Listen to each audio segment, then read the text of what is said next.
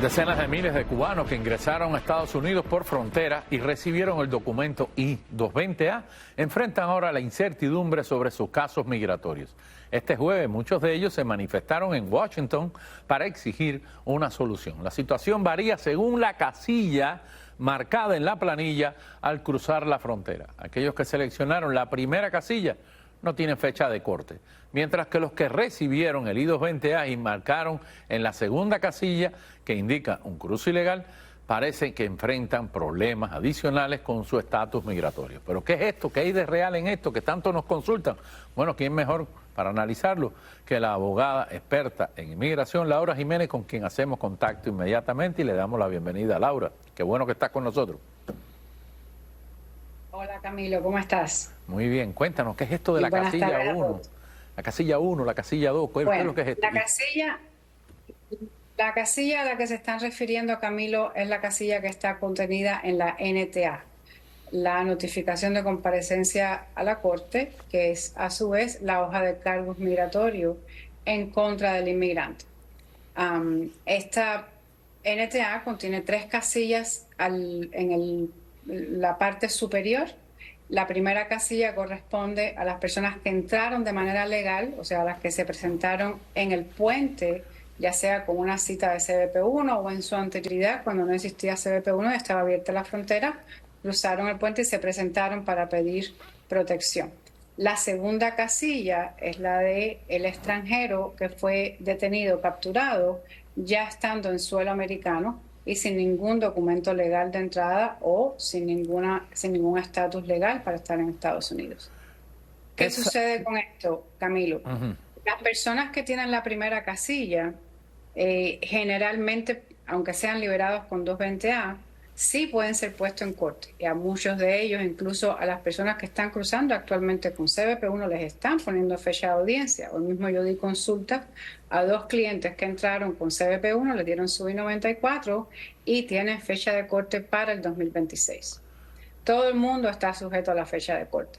Ahora, ¿qué sucede con los casos de 220A que tienen la segunda casilla marcada? Bueno, que al presentar, por ejemplo, una residencia con UCIS, con esta 220A y los argumentos legales, UCIS no va a poder procesar su residencia de manera completa hasta tanto la Corte no cierre los procedimientos.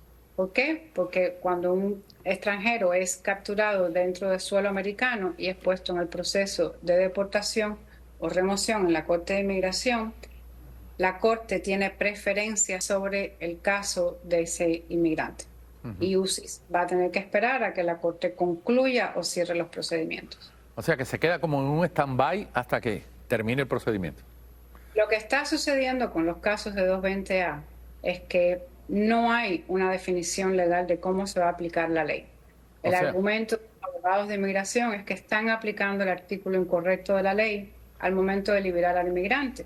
Debieron haberlo puesto en un proceso de deportación expedita bajo el artículo INA 235, que no corresponde entonces a una liberación con una 220A, sino a una detención mandatoria hasta que concluyan su asilo o en su defecto una liberación con un parol 212 de 5A.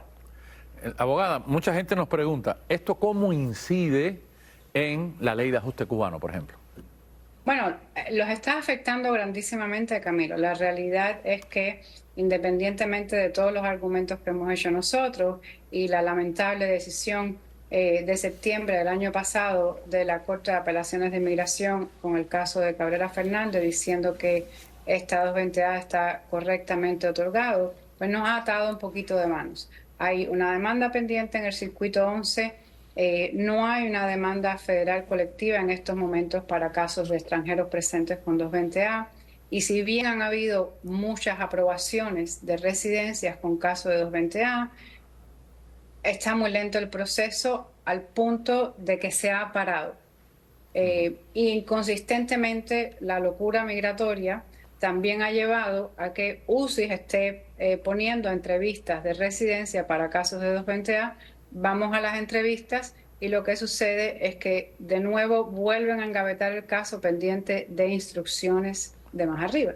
Dios mío. Eso sí, hay un limbo legal y hasta que el gobierno no tome una decisión sobre la interpretación de la ley, yo creo que no van a existir aprobaciones masivas. ¿Su consejo cuál es?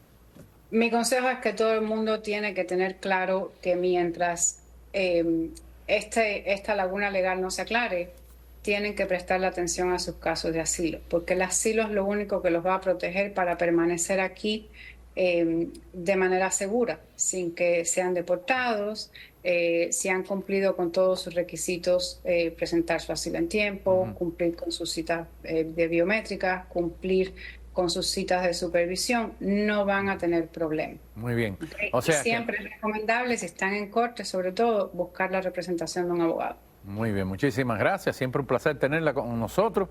Y queda claro, los ojos puestos en el proceso de asilo. Lo demás hasta ahora no está claro. Muchas gracias. Siempre un placer tenerla. Buenas tardes. Gracias a todos. Buenas tardes. Y señores, debido a los retrasos en las citas de asilo en